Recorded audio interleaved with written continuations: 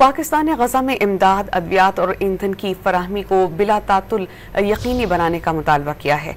पाकिस्तानी मंदूब आसिम इफ्तिखार ने सलामती काउंसिल में मशरिक़ वस्ता की सूरत-ए-हाल पर होने वाले इजलास से खिताब किया और कहा कि दुनिया कहत से दो चार गजा को मजीद बर्दाश्त नहीं कर सकती।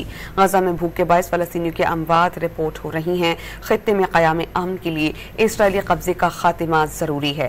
खुराक और अद्वियात की फराहमी को यकीनी बनाना वक्त की अहम ज़रूरत है, जबकि फ़लस्तीनी कैदियों की फौरी रिहाई भी आलमी बरादरी की अखलाकी जिम्मेदारी है। आलमी बरादरी गजा में जारी इंसानी बहरान से निमटने के लिए अपना फौरी और मौसर किरदार अदा करे। पाकिस्तान ने गजा में इमदाद, अद्वियात और ईंधन की फराहमी को बिला तातुल यकीनी बनाने का मुतालबा किया है। पाकिस्तानी मंदूब आसिम इफ्तिखार ने सलामती काउंसिल में मशरिक़ वस्ता की सूरत-ए-हाल पर होने वाले इजलास से खिताब किया और कहा कि दुनिया कहत से दो चार गजा को मजीद बर्दाश्त नहीं कर सकती। गजा में भूख के बायस फ़लस्तीनियों की अमवात रिपोर्ट हो रही हैं। खित्ते में क़याम अमन के लिए इसराइली कब्जे का खात्मा ज़रूरी है।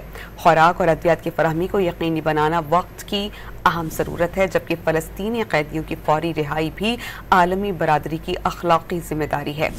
आलमी बरादरी गजा में जारी इंसानी बहरान से निमटने के लिए अपना फौरी और मौसर किरदार अदा करे।